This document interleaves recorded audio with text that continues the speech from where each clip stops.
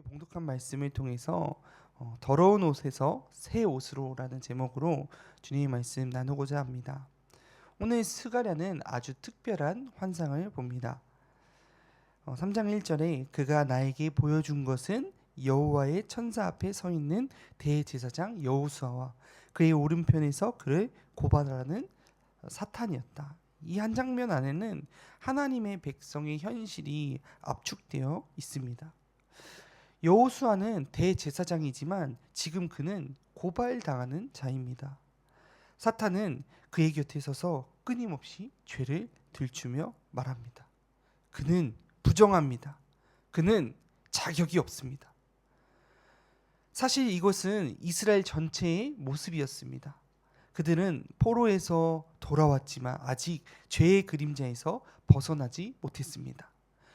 무너진 성전만큼이나 마음도 무너져 있었습니다. 그런데 오늘 이 말씀은 우리 신앙의 현실을 비추는 거울이기도 합니다. 우리가 새벽마다 하나님께 나오지만 우리 마음속에도 여전히 들리는 사탄의 소리가 있습니다. 너 예전처럼 믿음 없잖아. 너 그 문제 아직도 해결 못했잖아. 그렇습니다. 우리는 여호수아처럼 더러운 옷을 서 입고 있는 존재들입니다. 삶의 피로, 세상 속에서 타협, 미움, 불신, 이 모든 것들이 우리의 옷자락을 더럽히고 있다라는 것입니다. 하지만 중요한 것은 하나님은 우리를 그 자리에 세우신다라는 것입니다. 고발당하는 자리에서도 하나님은 우리를 불러내십니다. 오늘 새벽 혹시 스스로 부끄럽고 낙심한 마음으로 나오신 분이 계십니까? 하나님은 그 마음들을 아시고 그 자리에서부터 회복을 시작하십니다. 오늘 본문은 정죄의 이야기로 시작되지만 결국은 회복의 이야기로 끝납니다. 그 회복의 주도권은 우리에게 있는 것이 아니라 바로 하나님께 있기 때문입니다. 이제 하나님께서 어떻게 우리를 더러운 옷을 벗기시고 새 옷으로 입히시는지 그 은혜의 과정을 함께 나누도록 하겠습니다.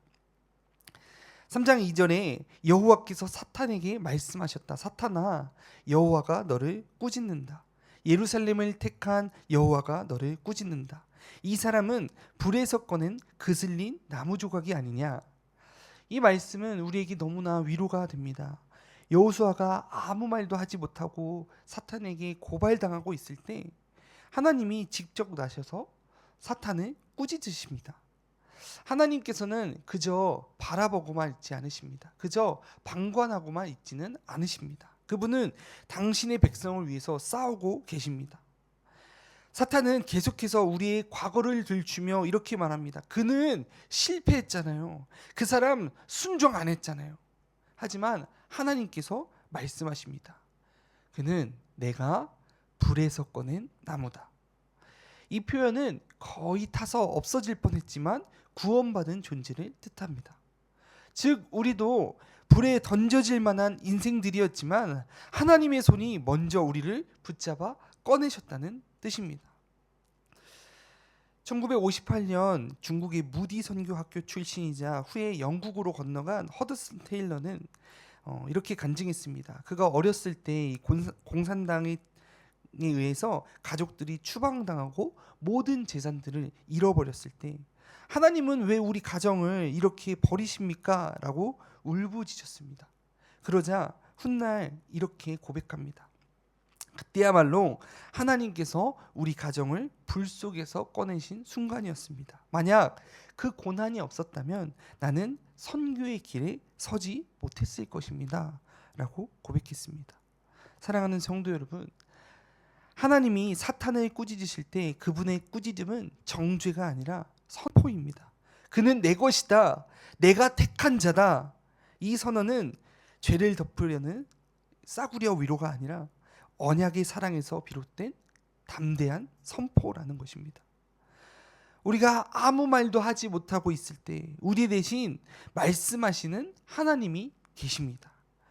그분이 오늘도 이 땅에서 우리의 가정과 직장과 교회 위에서 사탄아, 그를 건드리지 말라. 그는 내가 꺼낸 나무다 라고 말씀하고 계십니다. 스가랴서 3장 3절 4절에 그때 여호수아는 더러운 옷을 입고 천사 앞에 서 있었다.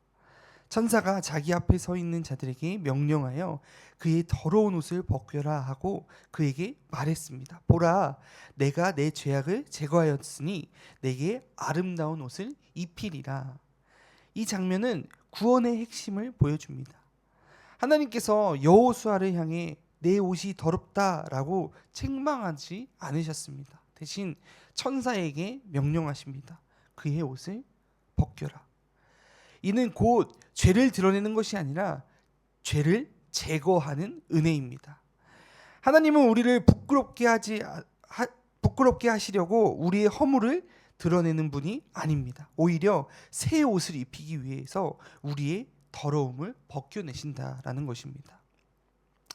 2010년에 칠레 광산이 붕괴하는 사고가 있었습니다. 이제 33명의 광부들이 70일 정도 지하에 묻혀 있었습니다. 갇혀 있었는데요. 그들을 구조한 후에 구조대가 가장 먼저 한 일은 그들을 바로 새 옷을 입히는 것이었습니다. 이 광부들의 옷에 탄가루와 기름으로 얼룩져 있었고 냄새와 찌든 데가 심했습니다. 하지만 구조대는 그들을 꾸짖지 않았습니다. 왜 그곳에 있었습니까? 라고 묻지 않았습니다. 그저 살아있음에 감사하며 깨끗한 옷으로 갈아입혀 주었습니다. 사랑하는 성도 여러분, 우리의 더러운 옷은 죄의 상징입니다. 그 옷을 스스로 벗을 수 있는 사람은 아무도 없습니다. 그러나 하나님은 친히 말씀하십니다. 보라, 내가 내 죄악을 제거하겠다. 이건 인간의 노력의 결과를 이야기하는 것이 아닙니다. 성공, 공로, 교회에서의 역할 때문도 아닙니다. 오직 하나님의 은혜라는 사실입니다. 이 은혜는 지금도 우리의 마음을 깨끗하게 씻기시고 우리의 과거를 새 옷으로 입히십니다.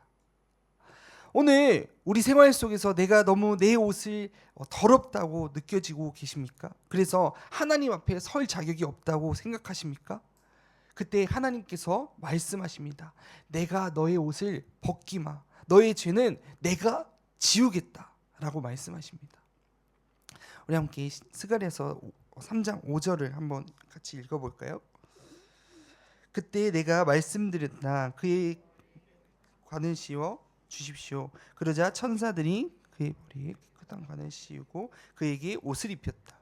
그동안 여호와의 천사는 그 곁에 서 있었다. 이 구절은 여호수아의 완전한 회복을 상징합니다. 하나님은 단순히 더러운 옷을 벗기는 것에서 멈추지 않으셨습니다. 그 위에 새 옷을 입히시고 또 깨끗한 모자, 깨끗한 관을 씌워 주셨습니다. 이 관은 제사장이 쓰는 제사장의 신분과 존귀를 상징하고 있습니다. 죄로 인해 더럽혀져 있던 인간이 다시 하나님 앞에 설 수 있는 존귀한 제사장으로 세워지는 장면입니다. 일본의 도쿄에 있는 리메이크 웨어 디자이너인 나가사와 나오미 씨는 헌옷을 새 옷으로 바꾸는 일로 유명합니다. 그녀는 사람들이 버린 옷을 수집해서 그의 옷에 이 찢어진 자국과 얼룩과 낡은 부분들을 그대로 살려서 새로운 디자인의 옷으로 바꿉니다. 그리고 그녀가 이렇게 말합니다. 옷의 상처는 그 옷의 역사입니다. 완전히 지워버리기보다 그 흔적을 품은 채 새로운 생명을 불어넣습니다. 라고 이야기했습니다. 하나님께서도 우리를 새롭게 하실 때 이와 같습니다. 우리의 과거가 완전히 사라지는 것은 아닐 것입니다. 그러나 그 과거 위에 새 생명을 덧입히시는 것입니다. 그분은 우리의 실패를 지우기보다 그 위에 새로운 의미를 주십니다. 이 땅에서의 삶이 때로 외롭고 내가 바래왔던 나의 모습과는 다른 모습으로 살아가는 우리가 때론 내가 정말 귀한 존재일까라는 의심이 될 때 하나님께서 말씀하십니다. 내가 네 머리 위에 깨끗한 관을 씌웠다. 너는 내 앞에 다시 설 제사장이다 라고 말씀하십니다. 그 말은 곧 너의 존재는 실패로 끝나지 않았다. 내가 다시 너를 존귀하게 세운다 라고 선언하시는 것입니다.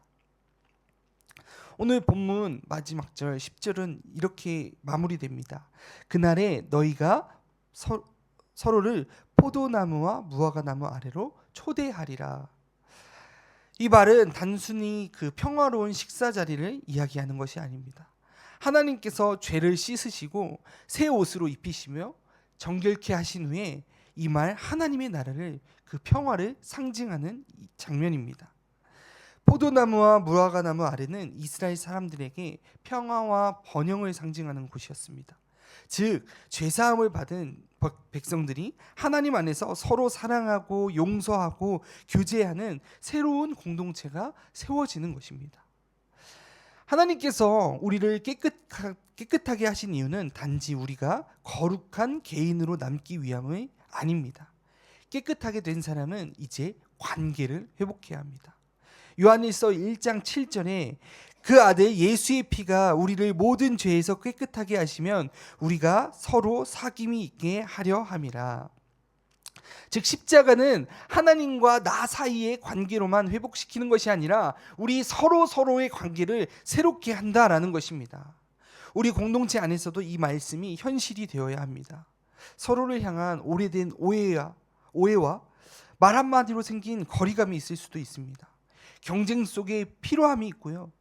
그 모든 것 위에 하나님께서 말씀하십니다. 내가 너의 더러운 옷을 벗기고 새 옷을 입혔으니 이제 서로를 초대해라. 새 옷을 입은 사람은 더 이상 과거의 옷으로 판단하지 않습니다. 하나님이 새롭게 하셨다면 나 또한 그 사람을 새롭게 대해야 한다라는 것입니다. 예수님을 믿는 우리는 이미 새 옷으로 입은 자들입니다. 그렇다면 이 새 옷에 걸맞는 삶을 살아가야 할 것입니다. 골로새서 3장 12절은 이렇게 권면합니다. 그러므로 너희는 하나님의 택하신 거룩하고 사랑받은 자로서 긍휼과 자비와 겸손과 온유와 오래 참음으로 옷 입으라. 이 땅에서 살아가는 우리의 일상 속에서도 새 옷은 눈에 보여야 합니다. 직장 속에서도, 가정에서도, 교회 안에서도 우리의 말투와 태도 속에 예수 그리스도의 향기가 드러나야 할 것입니다. 우리가 입은 새 옷은 단순히 교회 안에서만이 아니라 세상 한가운데서 다른 삶을 보여주기 위함이라는 것입니다. 스가랴서 3장의 비전은 단지 당시 수르바벨 성전 시대를 향한 것이 아니라 장차 올 메시아의 날, 곧 예수 그리스도를 통해 완성될 그날을 예고합니다. 그리고 오늘 우리는 그날을 향해 살아가고 있습니다. 우리가 이 상해에서 혹은 세계 어디에서든 그리스도 안에서 정결함을 입은 사람으로서 하나님 나라를 미리 보여주는 선한 공동체로 서 나가야 된다라는 것입니다.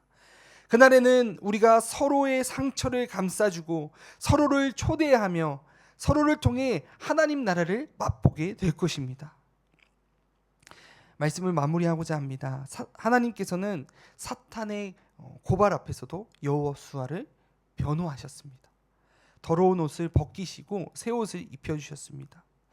그리스도를 통해서 우리에게도 동일한 은혜를 주셨습니다. 이제 하나님은 우리에게 이렇게 말씀하십니다. 내가 너를 깨끗하게 했으니 너는 이제 깨끗한 관계를 세워라. 내가 너를 새롭게 했으니 너도 새로운 눈으로 형제와 자매를 바라보아라. 내가 너를 초대했으니 너도 다른 이를 초대하라. 그 은혜가 여러분의 가정과 또 이 교회와 그리고 한국에 있는 모든 가정들 가운데 충만하기를 간절히 소원합니다. 우리의 환경은 흔들릴 수 있지만 하나님께서 입히신 새 옷은 결코 벗겨지지 않을 것입니다. 그 새 옷 입은 자로 오늘 하루를 살아가는 저와 여러분이 되길 주님의 이름으로 간절히 축원합니다.